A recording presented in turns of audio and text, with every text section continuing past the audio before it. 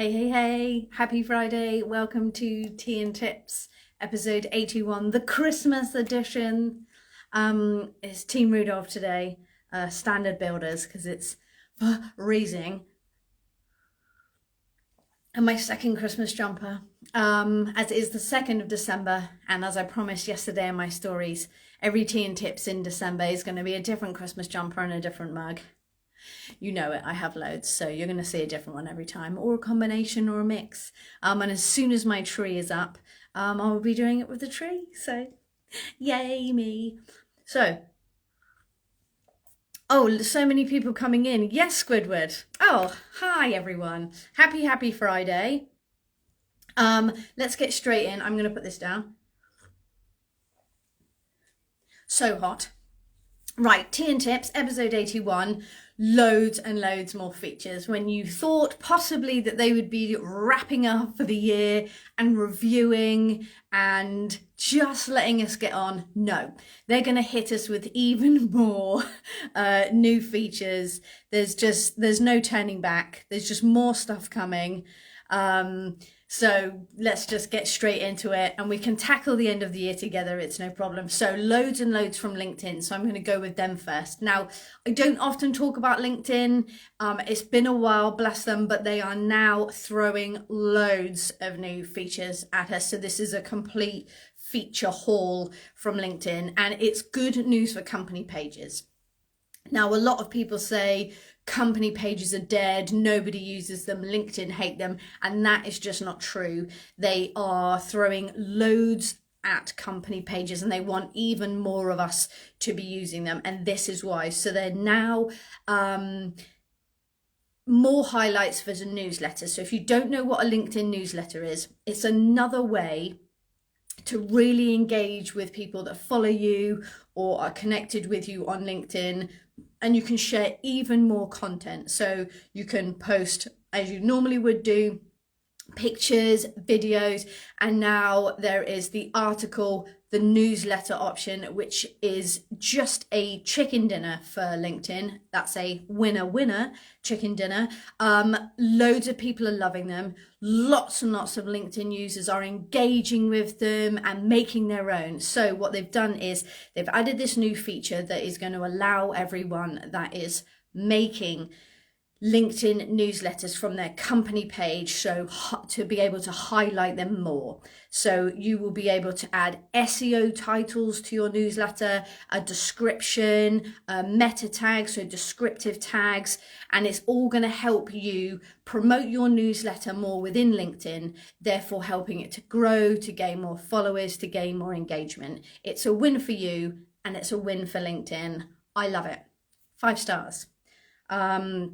The next one is competitor analysis. Now, I've talked about this before, about the amount of time I spend on Instagram and TikTok doing research. And yes, that is finding my ideal customer. And yes, it's looking at people who do exactly what I do or similar to what I do to see how they're doing it. We all do it, right? It's all good. It's harmless social media stalking. You can now get even more data out of LinkedIn for your competitors. So what it means is you can look at similar business pages within LinkedIn and look at their follower growth, and you'll be able to see how that tracks. You'll be able to see their recent post performance, how well their posts have done, what they've received in terms of reach and engagement, and then also their engagement rate. So while I would never encourage you to try and be anything other than yourself, try not to compare yourselves to other people. However, in business, you have to do competitor analysis, and it is good to look at some data and just know where your sector or your industry is performing. And this is awesome data from LinkedIn. So give that a look and see how it works for you. And there are more, but I've just picked 3, and there's more for product pages. So again, LinkedIn is an awesome place for networking and connecting with people. But this is all about company pages and LinkedIn wanting to help lean into businesses more.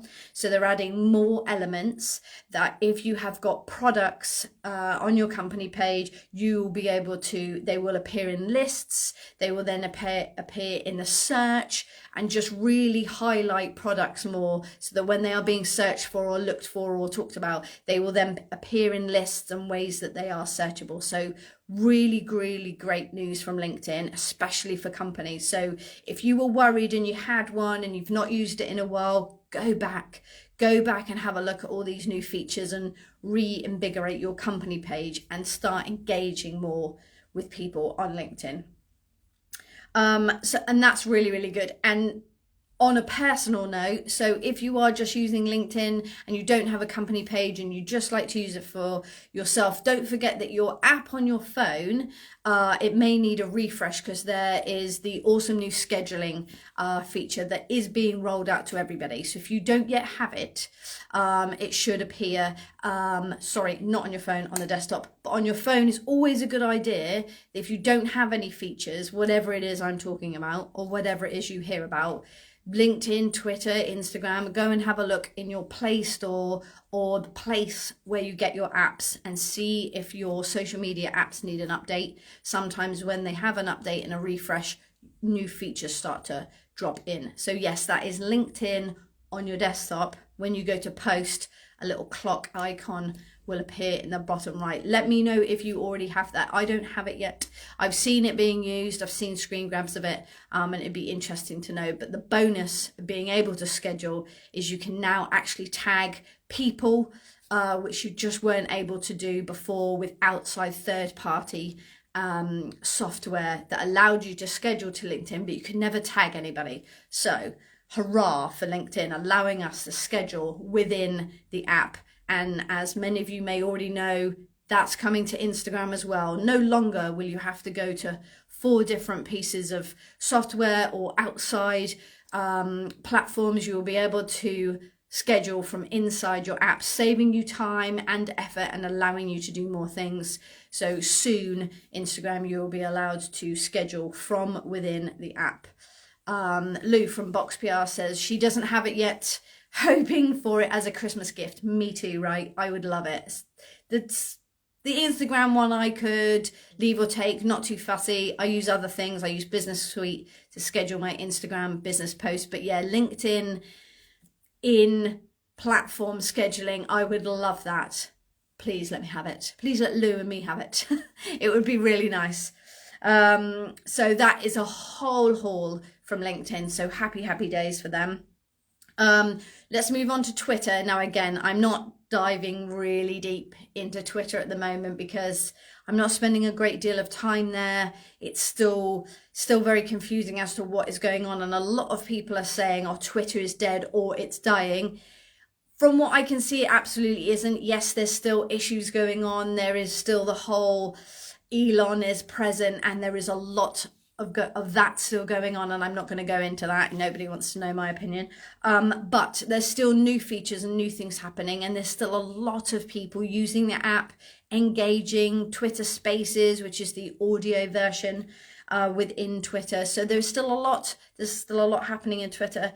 And what they have announced is that they're expanding their recommendations. So what that means is you're going to start seeing a lot of content in your Twitter feed from people that you are not already following. And what they're doing, Twitter is saying that they want to introduce a lot of Twitter users to each other. So they're going to start recommending lots of tweets and lots of posts to you based on what you're already engaging with. So it'll be based on who you're already following, topics that you've already engaged with, other tweets that you've already liked or shared or commented on. And Twitter, the algorithm, is going to start showing you lots of content from people or users that you are not already following. Now, some of it may not be relevant and some of it may not be what you want to see, or you may get introduced to lots of people and you can start following a whole new stream of contacts. But what it means is in your feed, if you start seeing something and you're like, I don't follow that person,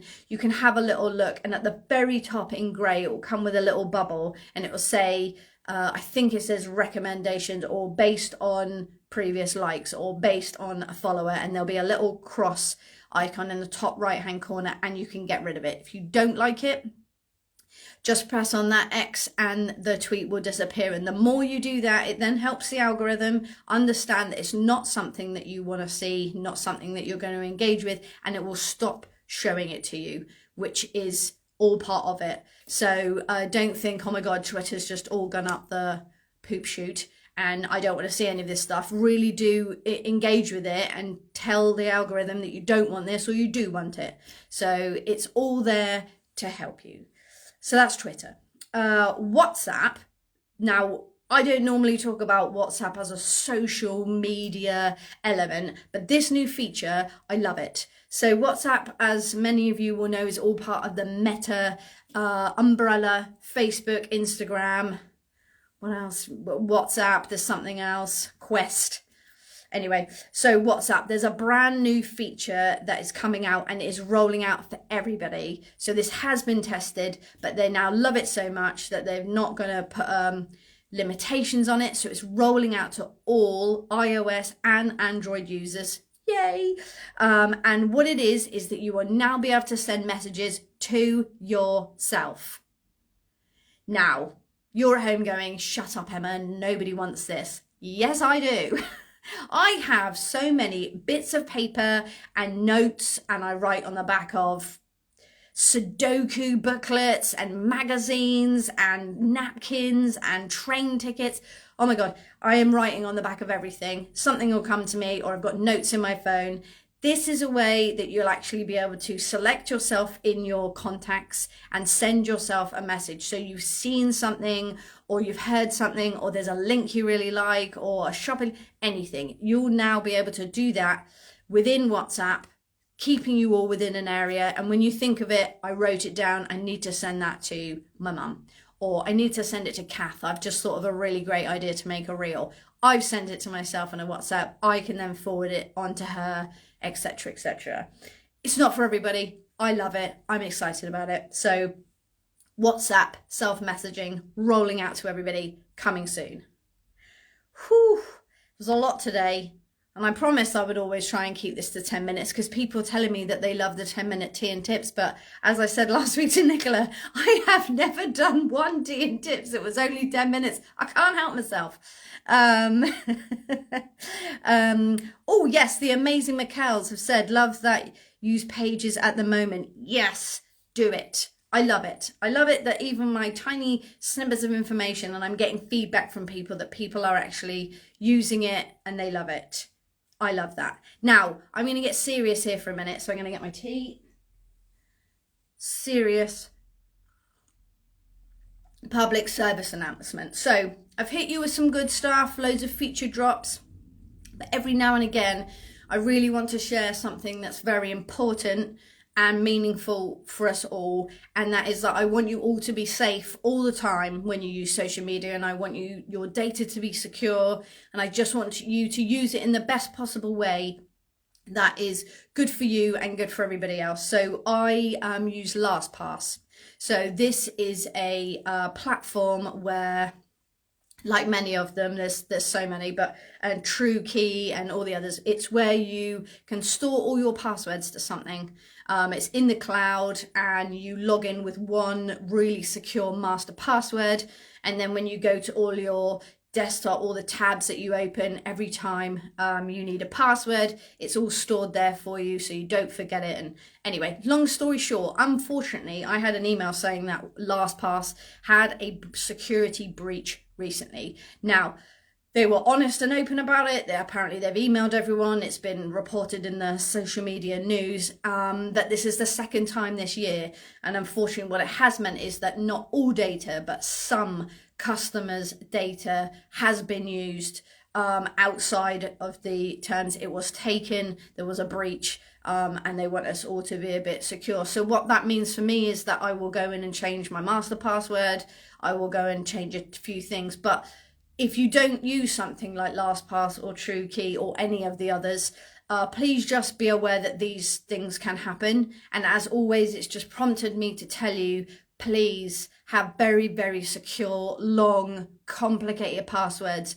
I know it's a chore, isn't it? It's admin heavy and we hate them, don't we? You need a password for everything, but the more secure that they are, the more difficult they are for anyone else to try and remember or hack, is they can't get in, can't get your data. And then the second one on that is two-factor authentication. Please put it on to everything. You can put it on every social media app and platform that you have: Twitter, LinkedIn, Facebook, Instagram. Again, I know you're all grumbling at home going, Emma, for goodness sake. But imagine if I was stood here telling you my Instagram's been hacked, I can't get in, it's been taken, Tea and Tips is no longer. I'd be at home crying. Yes, I would, but it would be my own fault because I haven't kept it secure and I possibly, XYZ. The best way to prevent all of these from happening is to have very good secure passwords and to put two-factor authentication on. Please put it on. Yes, it's a couple of seconds extra to logging into your app, but it's just that extra wall, it's that extra safe door, it's that extra lock to stopping someone else from taking all the things that belong to you online. And then the third one is really spam emails. Now there are loads of them going around at the moment. So if for any reason you get an email and it looks like it's come from Facebook, or you get a notification on Facebook telling you that what's going around at the moment is that you'll get a notification saying that they have been alerted to some content from you, from your page, and it will look exactly like your Facebook handle or your Instagram handle, and it'll all look exactly correct. And it's saying that your page has been closed down, possibly going to be deleted. You can't appeal it. It's please click here or something. Please don't click any of those links. It's absolute spam. It's doing the rounds at the moment. Quite a few of my clients have sent me screen grabs saying, Emma, what do I do with this? Nothing. Don't do anything with it. It is not true. The one thing you can do to be really confident whether it's spam or not spam is if you get the Facebook notification or you get a Facebook email saying that it's come from Meta and it's absolutely to do with your business page or your account and you're being closed down, it's being deleted. Go into your Instagram page, go into your settings and go into security. And in there is the inbox section. Now it looks slightly different, iOS and Android. So I'm just going to go from what I know it looks like in the Android one, and it's the inbox. Now, if Meta or Facebook have sent you an email, it will appear in there. It will appear in there and it will show that an email has gone to you, and then you know it's legit. You know it's legitimately come from Meta alerting you to something. That is another way for you to absolutely 100% know that it's spam or not. But I just want you to be wary. Unfortunately, this time of year, it goes around and people are trying to take advantage. So on that, I always want to end on a high note. So on a high note, if you've come to the end of the year and you've spent an amazing amount of time online, which I know you all have, you all put so much time and effort into your content, creating, engaging, but you've got to December and you're like, I'm going to have some time off for Christmas, but I've got to do it all over again. Did it really work? That's the question. Has your time on social media worked for you? What is it that you have wanted to achieve this year? Did you want to grow your followers? Did you want to grow your email list? Did you want people to buy tickets for your event? Did you want to show off your sponsors or your colleagues? Whatever it is that you want to achieve, has that worked? So you need to look at your data. Now, if that is just not for you, you don't want to look at your data, you don't understand the data, you don't even know where to look to get the data, that is why you need me. So let me look at your data for you. Let me do an audit for you of your data and tell you what worked and what didn't. And then you can start a plan for 2023 and you can smash Q1 and get everything that it is that you want to achieve by being on social media. If all of that has been super confusing and you're like, Emma, you just talk too fast, you're too excited, I am all of those things. get in my DMs, just ask me, just put social audit in a DM and I will come back to you and we can chat through it more. It's not going to cost you a lot of money, but I'm telling you that the numbers make sense and they will really help you understand how all of your content has worked on social media and what you then need to lean into for 2023. On that high note, I'm going to let you go.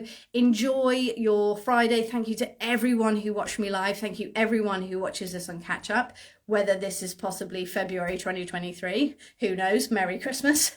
I will see you all next Friday, same time, same place, with a different Christmas jumper and a different mug. I hope you'll all stay safe, be well, and I'll see you next time. Thank you.